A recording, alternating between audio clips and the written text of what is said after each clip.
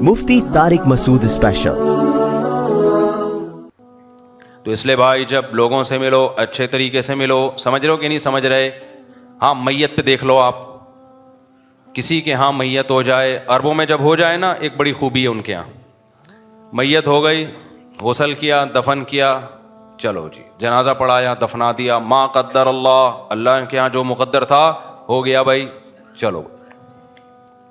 हमारे यहाँ उधर से मामू आ रहा है, उधर से चाचू आ रहा है, उधर से नानी ने नहीं देखा बच्चा, फलाने ने नहीं देखा, डिमकाने ने नहीं देखा, फिर ताज़ियत करने वालों का एक इतना बड़ा हुजूम कि जिसके यहाँ मैयत होती है वो किसी काम का नहीं रहता। मेरे जब वालिद साहब का इंतकाल हुआ है, हमारे वालिद साहब बहुत मशहूर थे हमारे इलाके में, बहुत मशहूर शख्सियत थे, जो जानते हैं हमें बचपन से उनको पता है, फेमस तरीन शख्सियत थे, क्योंकि दीन की खिदमत उन्होंने बहुत की, तबलीग जमात के अमीर थे। मेरे वालिद साहब की रात 10 या 11 बजे डेथ हुई होगी, मैं मदरसे में था, डेथ भी अचानक हुई ना, मस्जिद में इशा की पढ़ने के लिए आए, सफ़ में बैठे हुए थे, हार्ट अटैक हुआ, वहीं गिर गए। मैं मदरसे में था, हमें इत्तला नहीं थी, लोग उठा के हॉस्पिटल लेकर गए हैं, तो पता चला हार्ट अटैक हुआ है, तो उसी हार्ट अटैक के दौरान उनकी डेथ हो गई। मेरे पास जब इत्तला पहुंची तो डेथ हो चुकी थी, लेकिन बताने वालों ने हमें डेथ का नहीं बताया कि एकदम, क्योंकि हम तो मिल के बिल्कुल फिटफाट थे, तो बताने वालों ने ये बताया कि आपके वालिद साहब की तबीयत बहुत ख़राब है, आप छुट्टी लेके हॉस्पिटल चले जाए। लेकिन जब रास्ते में पता चला कि जी उनकी डेथ हो चुकी है, तो कितनी क़यामत गुजरी हमारे ऊपर। रात 9 या 10 बजे उनकी डेथ हुई है, और अल्हम्दुलिल्लाह फजर के बाद हम उनको दफना चुके थे। और ये ताख़ीर भी इसलिए हुई कि कब्र खुदने में ताख़ीर हुई है, अगर कब्र इससे पहले तैयार हो जाती तो फजर से पहले दफना देते हम उनको। समझते हो कि नहीं समझते हो? नहीं समझ रहे मेरा ख्याल है। ये अजमियों की रस्म है, ये गैर मुस्लिमों की रस्म है। मैयत पे ओ घंटों घंटों मुंह दिखाई, रूनुमाई, एक। फिर जब हमने फजर के बाद दफनाया, और फजर के बाद भी दफनाने में ताख़ीर क्यों हुई है, मैंने बताया ना, कब्र खुदने में, पथरीली ज़मीन थी, कब्र खोदने में बहुत टाइम लग गया। फजर के बाद मैंने ही जनाजा पढ़ाया, दफना दिया। उसके बाद दोपहर 10 बजे तक महल्ले में खबरें फैलना शुरू कि भाई हाफिज़ मसूद साहब का इंतकाल हो गया। मेरे वाले साहब का नाम मशहूर थे, हाफिज़ मसूद साहब। लोग आ रहे हैं, भाई कहाँ हैं? मैंने हम तो दफना चुके हैं। ये नहीं कि हमें गम नहीं था, जो मेरे ऊपर क़यामत गुजरी थी वो मैं ही जानता हूँ। आज लोग बात कह रहे हैं ना, हज़रत मौलाना पे एतराज़ कर रहे हैं कि वो उनके इतना बहुत बेचारे गमज़दे हैं, अल्लाह उनके गम को हल्का करे। बाज़ दफ़ा इंसान को मोहब्बत होती है भाई, वो तभी चीज़ है ना, ये तो कोई अपने महबूब छिन जाता है, इंसान को दुख होता है, गम होता है, ये नेचुरल है, इसमें कोई वो नहीं है। तो मेरे ऊपर ऐसी क़यामत गुजरी थी कि हम तो एकदम से हो गया ना, तसव्वुर ही नहीं था। लेकिन हम फजर के बाद दफना चुके थे। लोग आ रहे, कह रहे यार कल तक तो यहीं घूम रहे थे, मगरिब में तो हमने मुलाकात की है, तो गुस्ल कब हुआ, कफन कब हुआ, पता ही नहीं चला। फिर बाज़ लोगों ने दलील दी कि देखो आपको रखना चाहिए था ज़ोहर तक, असर तक रखना चाहिए था, जनाजा जितना बड़ा हो उतना सवाब ज़्यादा होता है। यकीनन जनाजा जितना बड़ा हो मैयत को फ़ायदा ज़्यादा होता है, लेकिन वो जनाजा जो सुन्नत के मुताबिक हो। अगर आप 6 महीने तक जनाजा रोक लो कि पूरा कराची आ जाए, तो जनाजा तो बहुत बड़ा हो जाएगा, लेकिन ये अमल जायज़ होगा? एक सुन्नत पूरी करने के लिए एक दूसरी सुन्नत को आप नज़रअंदाज कर रहे हो, जो उससे ज़्यादा इंपॉर्टेंट है। शरीयत में जल्दी दफनाना ये ज़्यादा इंपॉर्टेंट है बनिस्बत जनाजे को बड़ा करने के। हमारे हजरत एक मिसाल दिया करते थे कि सुन्नत वाला छोटा जनाजा वो गैर सुन्नत वाले बड़े जनाजे से अफजल है। सऊदी अरब के बादशाह की मैयत को देख के फ्रांस या जर्मनी का पादरी मुसलमान हो गया था, उसके जनाजे को देख के। सऊदी अरब में बादशाह की भी डेथ होती है ना, बड़े आराम से गुस्ल, कफन, दफन, चलो खलास, समझ रहे हो। और मलका बरतानिया की जब डेथ हुई थी तो कितने दिनों बाद दफन किया है बताओ? 1 हफ्ता तो लगा होगा। फलाना आ रहा है, ढिमकाना आ रहा है, यूं आ रहा है, फलाना। अबे भाई उनके लिए दुनिया सब कुछ है, हमारे लिए दुनिया मुसाफिर खाना है, जो गया वो मंजिल पे पहुंच गया, हम भी आ रहे हैं, ये कोई पहली दफा थोड़ी हुआ है। नहीं आ रही मेरे ख्याल है बात समझ में? तो इसलिए मरो भी आराम से, मरने भी आराम से दो। पहले पहुंच गया, हम अगले स्टेशन से आ रहे हैं, ठीक है ना। वो पहले निकल लिया, हम अगली ट्रेन से, क्या ख्याल है भाई पहुंचने, इसमें क्या गम होना तो एक नेचुरल है। अब ये थोड़ी कि बेटे का या बाप का गम ना हो, वो तो एक नेचुरल है, वो तो होगा भाई। آپ کا بچہ امریکہ بھی جا رہا ہوتا ہے, آپ کو پتہ ہے اگلے سال واپس آ جائے گا, پھر بھی آپ رو رہے ہوتے ہو کہ یار 1 سال کی بھی جدائی برداشت نہیں ہوتی. صرف بیوی کہیں جا رہی ہو تو نہیں, بیوی میں کے جا رہی ہو نہیں روتا آدمی, میں نے آج کل نہیں دیکھے روتے ہوئے, چاہے 10 سال کے لیے جا رہی ہو. آج کل جاتی بھی نہیں ہے, آج کل جاتی بھی نہیں ہے.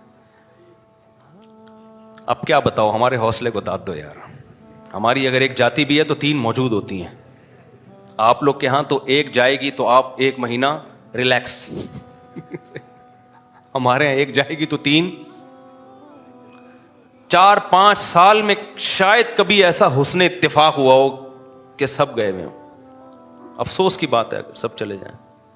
ہم نے اسی منہ کے ساتھ گھر میں جانا ہے, ایسا ہم بیان دے نہیں سکتے جو افورڈ نہ کر سکے. لیکن مجھے یاد ہے ایک دفعہ ہمارے سب گھر والے گئے ہوئے تھے, شاید ایک ہی دفعہ ہوا ہوگا یہ. میں مسجد میں آ کے بیٹھا ہوا تھا دوست احباب کے ساتھ, میں نے کہا یار ایسا لگ رہا ہے جیسے جنت الفردوس میں ٹہل رہا ہوں میں. یہ اس کی علامت نہیں کہ مجھے گھر والوں سے محبت نہیں ہے, لیکن پھر بھی انسان پہ ذمہ داری کا ایک احساس ہوتا ہے نا. رات کو ٹائم پہ گھر جانا ہے, انڈے لے لائے, آلو نہیں لائے, میسج آ گیا کہاں, یہ چلتا ہے سب گھروں میں. اس سے انسان کو ایک اندر سے لاشعوری طور پر ایک ٹینشن سی ہوتی ہے. تو میں جب بیٹھا نا یہاں, میں نے کہا یار پتہ نہیں مجھے کس چیز کی ایک عجیب سی سکون سا مل رہا ہے میں خود پر. پھر مجھے لگا کہ یار آج میں بالکل آزاد ہوں,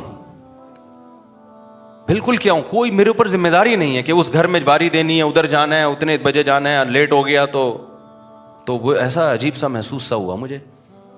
خیر کبھی کبھار ایسا ہوتا ہے تو, لیکن انسان کا گزارا بھی نہیں ہے گھر والوں کے بغیر. آپ گھر میں جاؤ تو پھر گھر میں بھی دل نہیں لگتا اگر گھر والے نہ ہوں. یہ اس کی تلافی کے لیے میں نے اگلا جملہ بول دیا. حقیقت بھی ہے کہ گھر بھی آدمی کے جب گھر والے نہ ہوں, یہ عجیب سی چیز ہے یار. گھر ہوں تو بھی وہ مسئلے چلتے ہیں, لیکن نہ ہو تو اس سے بڑے مسئلے. گھر میں دل کہاں لگتا ہے, دیواریں کھانے لگتی ہیں آدمی کو, بچے نہ ہوں, گھر والے نہ ہوں. کیونکہ جب گھر والے جائیں گے تو بچے بھی سارے جائیں گے. میں نے سویڈن میں ایک ولاگ بنایا تھا. ولاگ سے کیا کروں, جہاں جاتا ہوں ایک تانا سننے کو ملتا ہے, مفتی صاحب کپڑے دھونے کی مشین میں دیسی گھی بنانے کا کیا تک ہے. ایک طرف صفائی کرتے رہتے ہو, کپڑے دھونے کی مشین میں گھی بنا رہے ہو, اور جگہ کتنی گندی. ہر جگہ وضاحتی کرتا پھر رہا ہوں, بھائی کپڑے دھونے کی نہیں ہے, وہ مشین خریدی ہی گھی بنانے کے لیے. خدا کے بندے, کبھی اللہ کی قسم ایک بنیان بھی نہیں دھولا ہے اس کے اندر. دوسری بات, وہ جگہ گندی نہیں ہے, سیمنٹ لگا ہوا تھا. ولاگنگ میں وہ ایسا لگ رہا تھا کالا کالا کچھ ہے. مزدور نے کام کیا, سیمنٹ کم وقت نے اکھاڑا نہیں, تو میری شامت آ گئی. ہم کوئی پروفیشنل ولاگر تو نہیں ہے نا, جو ہوا کڑک کر کے چلا دیا. اس میں لوگ کہہ رہے ہیں یہ جگہ گندی ہے, اور جس مشین میں کپڑے دھلتے ہیں اس میں نہ وہ کپڑے دھونے کی مشین ہے. بھائی اتنے شوگر ہے, کہیں میلا لگ رہا ہوں آپ کو میں, صاف ستھرا لگ رہا ہوں نا. تو خیر, تو سویڈن میں نے ایک ولاگ بنایا.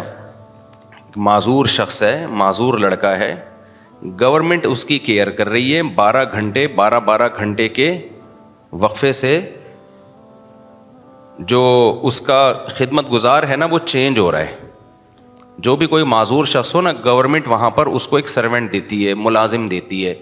گورنمنٹ کے خرچے پہ ملازم 12 گھنٹے ایک ملازم خدمت کرے گا, 12 گھنٹے دوسرا.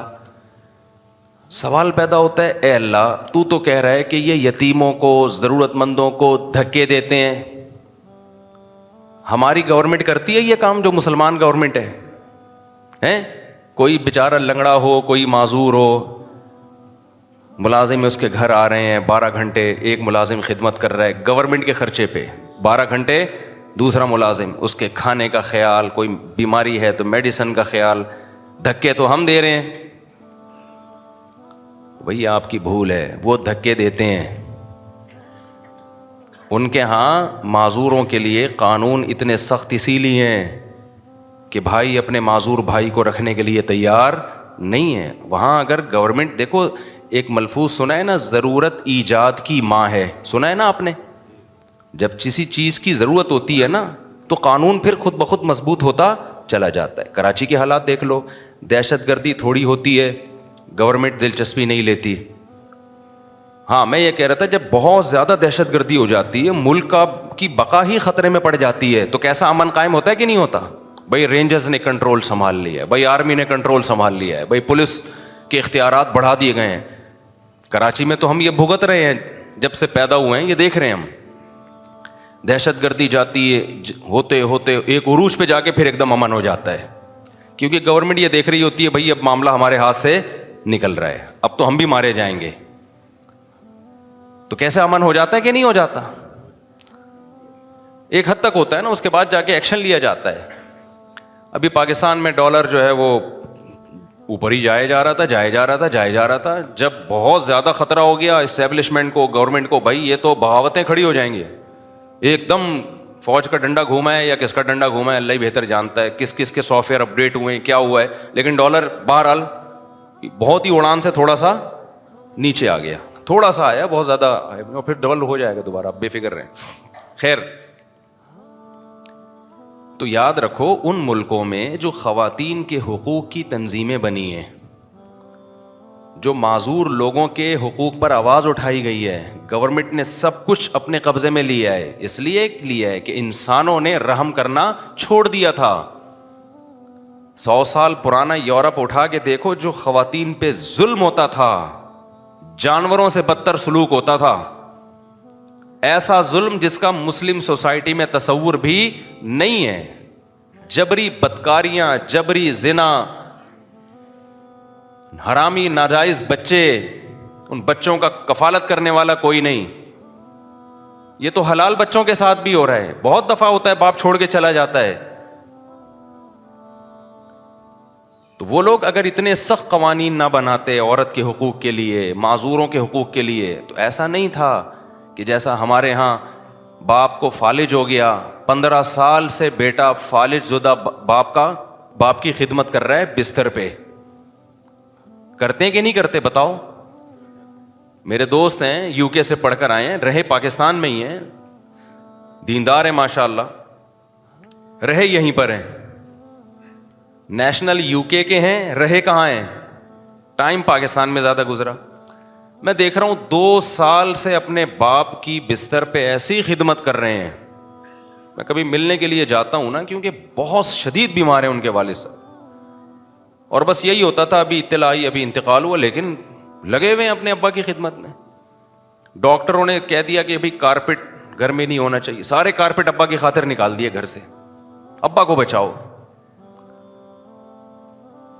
یہی اگر گورا ہوتا, اور پیسہ بھی کس کا خرچ ہو رہا ہے, گورنمنٹ کا نہیں ہو رہا, کس کا ہو رہا ہے بولو, بیٹوں کا ہو رہا ہے. گورے میں ظرف ہے اتنا, کہتا بھائی گورنمنٹ کا کام ہے یار بوڑھوں کو پالنا. ہوتے ہوں گے لاکھوں کو, ایک آدھ ہوتا بھی ہوگا, میں نہیں کہہ رہا سارے ایسے ہوتے ہیں, لاکھوں میں ایک آدھ ہوتا ہے. ہمارے ہاں لاکھوں میں ایک آدھ برا ہوتا ہے جو بوڑھے باپ کو گھر سے نکال دے, ان کے ہاں لاکھوں میں ایک آدھ اچھا ہوتا ہے جو ابا کو گھر میں رکھے. کفر کو ظاہر سے دیکھو گے بڑا اچھا لگے گا, جب اس کی ڈیپتھ میں جاؤ گے نا, گہرائی میں جاؤ گے, بھائی اچھا بچہ صرف اسلام ہے, اسلام کو جو فالو نہیں کرتا, چائی بچائی کی باتیں کرنا چھوڑ دو. کچھ خوبیاں ہیں, وہ خوبیاں میں بتانا چاہ رہا ہوں ابھی, کہ وہ چند خوبیاں ایسی ہیں جس کی وجہ سے وہ ساری برائیاں چھپ گئی ہیں, اور ہماری چند برائیاں ایسی ہیں جس کی وجہ سے ساری اچھائیاں بولو چھپ گئی ہیں. پیکنگ کا بڑا فرق پڑتا ہے میرے بھائی, پیکنگ کا بڑا فرق پڑتا ہے. ہمارے ہاں مشہور ہے لوگ ٹیکس نہیں دیتے, ٹیکس چور قوم ہے, ٹیکس چوری کرتی ہے, کرپٹ ہے. انگریز ٹائم پہ ٹیکس دے گا, لوگ کہتے ہیں واہ بھائی واہ, حقوق تو وہ ادا کر رہے ہیں ریاست کے, ہم لوگ تو سارے چور ہیں. میرے بھائی ہمارے یہاں ٹھیک ہے, میں مانتا ہوں غلط کرتے ہیں ٹیکس نہ دے کے, خدا کی قسم جتنا ٹیکس بنتا ہے نا اس سے 20 گنا زیادہ زکاتیں اور صدقہ خیرات نکال رہے ہوتے ہیں. پوری زندگی طلاق یافتہ بہنوں کی کفالت, اس کے بچوں کی کفالت, اور اس مہنگائی میں کر رہے ہیں. گورے کو یہ مہنگائی دے دو, وہ جو 2-4 لوگوں کی کر بھی رہا ہے نا اس کی بھی چھوڑ دے گا. کر ہی نہیں رہا, بیوی کی نہیں کر رہا, تو باقی کس کی کرے گا بھائی تو کفالت. لیکن چند اچھائیاں میں نے اور آپ نے اپنے اندر پیدا کر لی, تو پھر دنیا کو یہ بتانے کی ضرورت نہیں ہے مسلمان اچھے ہوتے ہیں. دنیا کہے گی مسلمان کیا ہوتے ہیں بھائی, بہت اچھے ہوتے ہیں. تو ٹیکس ہم نہیں دیتے, لیکن اور کیوں نہیں دیتے ہمیں پتہ ہے, ہمارے حکمران دیتے ہیں, میں تو دیتا ہوں خیر, میرے ٹیکس سارے دل خدا کی قسم ذرا بھی نہیں چاہتا ٹیکس دینے کا. اور میرا جو ٹیکس والا وکیل ہے نا, اس نے 2-3 وکیل میں بدل چکا ہوں. ایک نے کہا کہ یوں دکھا دیں گے تو ٹیکس بہت کم ہوگا. میں نے کہا جتنا بنتا ہے پورا دے دو بھائی, ہمیں نہیں چھپانا, جاؤ جو بنتا ہے پورا ٹیکس دو, ایسی کی تیسی یار. تو لیکن خدا کی قسم دل ذرا بھی نہیں چاہتا. پتہ ہی نہیں جا کہاں رہا ہے. گٹر کا ڈھکن لگ جائے نا ہماری گلی کا, گٹر ابلنا بند ہو جائے, میں ڈبل ٹیکس دینے کے لیے تیار ہوں. خیر یہ تو دکھڑے چلتے رہتے ہیں. کل پنجاب سے 2-3 بندے آئے اور مجھے میں نے کہا کیسا پایا کراچی کو, پہلی دفعہ کراچی ہے. کہہ رہے ہیں یار بہت گندا پایا مفتی صاحب. میں نے کہا وہ تو میں پوچھ ہی نہیں رہا آپ سے, میں کہہ رہا ہوں لوگوں کو کیسا پایا. تو کچھ بول نہیں رہے تھے. میں نے کہا بہت اچھا پایا ہوگا لوگوں کو. میں نے کہا ایسا نہ ہو یہاں بھی برائی کر دیں کہ برا پایا, پر میں بولوں گا نکل بھائی, تو ہماری خرچے پہ چائے بھی پی رہا ہے, ہمارے دفتر میں بیٹھا ہوا ہے اور ہماری ہی برائیاں کر رہا ہے. میں نے کہا یہ بول رہا ہے بہت اچھا پایا کراچی کے لوگوں کو. پھر میں نے خود بول دیا, میں نے کہا کراچی کے لوگ بہت تہذیب یافتہ ہوتے ہیں, بہت ملنسار ہوتے ہیں. تو پھر مجھے خود خیال آیا کہ کراچی کے لوگوں کے پاس تو ٹائم ہے ہی نہیں کسی کو. پنجاب میں آپ جاؤ نا, آدھا گھنٹہ بیٹھے گا بندہ, چائے پلائے گا, کھانا کھلائے گا, پتہ نہیں کھبے کے پائے سجے کے پائے پوچھے گا. کراچی میں کوئی پوچھتا ہی نہیں ہے. یہ بہت شکایت ہوتی ہے پنجاب کے لوگوں کو کراچی والے. میں نے ان کو یہ اس کا ایکسپلین کر دیا. میں نے کہا یہاں ٹائم نہیں ہے لوگوں کے پاس, کوئی کسی کو پوچھتا نہیں ہے. اچھا خیر, تو کچھ میں بار بار یہ بیان میں عرض کرتا ہوں کہ کفر میں خامیاں ہی خامیاں ہیں. یتیموں کو پالنے کا حوصلہ نہیں ہے, اپنے بچوں کو پالنے کا. بس جو 2 چیزیں یاد کر لو آپ کو, جو اپنے باپ اور ماں کو نہیں پال سکتا اور اپنے بچے پیدا کرنے کے لیے تیار نہیں ہے کہ پالنا پڑے گا, ٹینشن ہوگی, تو بس ختم ہو گئی, انف. اب انسانیت ٹوپی ڈرامہ ہے, سمجھ رہے ہو. لیکن 2-4 خوبیاں کیا ہیں جس کی وجہ سے ان کی ہر خامی پہ پردہ ڈالا ہوا ہے. ایک اخلاق, ظاہری اخلاق. جب ملتے ہیں تو کیسے ملتے ہیں بھائی؟ تمیز سے. ایڈریس پوچھو تو تمیز سے بتائے گا, پورا گھر پہنچا کے آئے گا. یوں نہیں کہے گا یوں کرو, آگے جا کے کسی سے پوچھ لینا جاؤ. نمبر 2, معاملات میں زیادہ تر, سارے نہیں, وہاں بھی بڑے بڑے کرپٹ لوگ ہیں, زیادہ تر لوگ معاملات میں کیا ہیں, لین دین میں 1 نمبر ہیں. چاہے وہ بزنس کی نیت سے ہو کہ یار ہم دھوکہ دیں گے تو ہمارا بزنس کیا ہوگا, ٹھپ ہوگا. مسلمان کہتا ہے ابھی لوٹ لو یار, کل کی کل دیکھ. اللہ پہ اعتماد اور توکل. اب کسی مسلمان تاجر کو بتایا جائے کہ یار تو جھوٹ بول کے مال بیچے گا, ابھی تو ڈبل پیسہ کما لے گا, لیکن آہستہ آہستہ یہ جھوٹ پکڑا جاتا ہے, تیرا بزنس ٹھپ ہوگا, اگلے سال تک مشہور ہو جائے گا یار یہ بندہ 2 نمبر ہی کر رہا ہے, 2 سال میں مشہور ہو جائے گا, پھر تیرا بزنس نہیں چلے گا. تو اس نے علماء کے بیان سنے ہوتے ہیں, بھائی موت کا کوئی بھروسہ نہیں ہے. اللہ پہ اعتماد اور توکل پہ اس نے بیانات سنے, یار آج کی دیکھو کل کس پہ چھوڑ دو, جو اللہ آج کھلا رہا ہے وہ کل بھی کھلائے گا. ابھی پہناؤ جتنا پہنا سکتے ہو, کل کی کل دیکھی جائے گی. گورا کہتا ہے نہیں بھائی, کل کی کل نہیں, آج قربانی دو, نفع کب اٹھاؤ, کل اٹھاؤ نفع. آپ یہاں کسی کو ٹھیکیداری پہ کام دے دو, خدا کی قسم ہم نے بھی اسی ماحول میں زندگی گزاری ہے نا. ایڈوانس پیسے پکڑا دو, اف, کام نہیں کرے گا میرے بھائی, وہ نہیں کرے گا کام, نہیں کر کے دے گا کام. کسی کو ایڈوانس میں پیسے تو پکڑاؤ آپ. انگریزوں میں ایڈوانس پیسے دو گے, سارے کام چھوڑ کے آپ کا کام پہلے کرے گا, کہہ رہے اس نے مجھے پہلے پیسے دے دیے. ہمارے ایک دوست سعودیہ میں بھی ایسا ہی ہے کہ کر دیتے ہیں کام. یہ صرف پاکستانی مسلمانوں کا مسئلہ نہیں ہے, یہ پاکستانیوں کا مسئلہ ہے, بنگلہ دیش اور پاکستان, کیونکہ اکٹھے بہن بھائی ہیں نا, اکٹھے رہے بہت عرصہ. طلاق تو بعد میں ہوئی تھی, بہن بھائیوں میں تو طلاق نہیں ہوتی, لیکن میری مراد ہے کہ جو ٹوٹا ہے رشتہ, تو وہاں بھی ایسا ہی ہے. بنگلہ دیش اور پاکستان دونوں, انڈیا میں بھی ہے الحمدللہ, لیکن انڈیا میں میرا جو تجزیہ ہے نسبتاً کم ہے مسلمانوں میں, یہاں بہت ہے.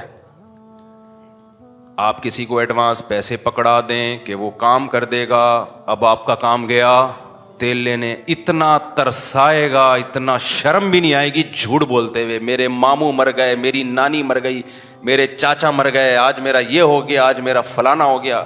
میرا تجربہ, ایک دفعہ کسی کو پیسے ایڈوانس میں دے کے کام کروایا, نہیں کر رہا. جب میں نے کہا کام چھوڑ, مجھے پیسے دے واپس. جب جاؤ, آج میرا بچہ بیمار ہے, آج میری خالہ کا آپریشن ہے, آج میری نانی کا مسئلہ ہے, میں اتنا مصیبت میں آ گیا. میں نے کہا جس کو مارنا ہے ایک ہی دفعہ میں رپورٹ پیش کر دے, کون کون مرنے والا ہے. سب کے جب عدتیں گزر جائیں گی اور سوگ ختم ہو جائے گا, میں اس وقت آؤں گا. شرم بھی نہیں آتی, تم زندہ کو مار رہے ہو یار. ایک بوڑھی عورت گئی نا اسکول میں, کہنے لگی میرا نواسا یہاں پڑھتا ہے, اس کو بلائیے ذرا کام ہے. تو جو چوکیدار تھا اندر گیا, رپورٹ لے کر آیا, کہہ رہے وہ آپ کے انتقال پہ گیا ہوا ہے چھٹی لے کے. اس نے اپلیکیشن دی تھی میری نانی کا انتقال ہو گیا ہے, جھوٹ بولا اس نے, تو وہ آپ کے انتقال ہی پہ گھر گیا ہوا ہے. مائیں بچوں کو خود جھوٹ سکھا رہی ہوتی ہیں, باپ بچوں کو خود جھوٹ سکھا رہا ہوتا ہے, میاں بیوی ایک دوسرے کو ٹوپی کرا رہے ہوتے ہیں بچوں کے سامنے, بچے جھوٹ سیکھتے ہیں, اس پہ فخر بھی کرتے ہیں. تو معاملات جو ہے نا, معاملات بہت خطرناک حد تک مسلمان کے معاملات گرے ہوئے ہیں. دیکھو ایک بات خوب اچھی طرح سمجھ لو کہ جب تم نے کسی کے پیسے دینے ہیں نا, اس کی ذمہ داری اللہ کی قسم نہیں ہے کہ آپ کو یاد دلائے کہ آپ نے دینے ہیں. یہ آپ کی ذمہ داری ہے کہ آپ اس کو یاد بھی دلاؤ اور اس کو گھر تک پہنچانے کا بھی آپ کا ذمہ ہے. یہ مذہب کا حصہ ہے, یہ اس کے بغیر اللہ نہیں مانے گا اس مذہب کو, اس اسلام کو جس پہ ہم چل رہے ہیں. لچڑ پنا پیسوں کے معاملے میں, لچڑ پنا. پہلے زمانے میں جو صوفیاء کرام ہوتے تھے نا, وہ اپنے مریدوں کے دل سے دولت کی محبت نہیں, یہ دولت کی محبت ہی تو ہے نا کہ پیسے دیتے ہوئے موت آ رہی ہے کہ 4 دن اور رکھ لوں اپنے پاس, 5 دن اور رکھ لوں. کیا کر لے گا بھائی تو, ہو سکتا ہے وہ بھول جائے سامنے والا, لے ہی نہیں. تو پہلے زمانے میں علماء پتہ ہے کیا کرواتے تھے, جو بزرگان دین ہیں, وہ پریکٹیکلی تربیت کرواتے تھے. اپنے مریدوں سے کہتے تھے پیسے جلاؤ, آگ لگاؤ اس پہ. جیسے اس زمانے میں ہوتا ہے نا, تو کہتے کڑک 5,000 کا نوٹ ہے, آگ لگاؤ اس کو, اس کی محبت دل سے نکلے. یہ جو بت ہے نا, بت, ابراہیم علیہ السلام نے بتوں کی محبت دل سے نکالنے کے لیے کیا کیا تھا, صرف زبانی بیان کو پر کافی نہیں سب, بتوں کی گت بنا دی, ٹنڈا لنجا بنا دیا, تاکہ ان کے دل سے اپنے معبودوں کی, اپنے خداؤں کی عزت نکلے. میں جو عاملوں کے خلاف بولتا ہوں نا کہ لچڑ کچھ بھی نہیں, تو آپ کے دل سے ان کی عقیدت نکالنے کے لیے. مجھے کیا شوق ہے بھائی, عاملوں سے نہ کوئی میرا واسطہ ہے, نہ کوئی لینا نہ دینا, میری کیا دشمنی, میں تو مانتا ہی نہیں لوگوں کو. آپ کے دل میں ان کی بڑی عقیدت محبت ہے. اس لیے میں کہتا ہوں کچھ بھی نہیں ہے یہ, جب تک یہ اسٹائل نہیں ہوگا آپ کے دل سے ان کی عقیدت اور روحانیت کا جو ڈرامہ رچایا ہوا ہے ان لوگوں نے, وہ نکلے گا نہیں. لچڑ ہے, لچڑ سمجھتے ہو, کسی کام کا نہیں.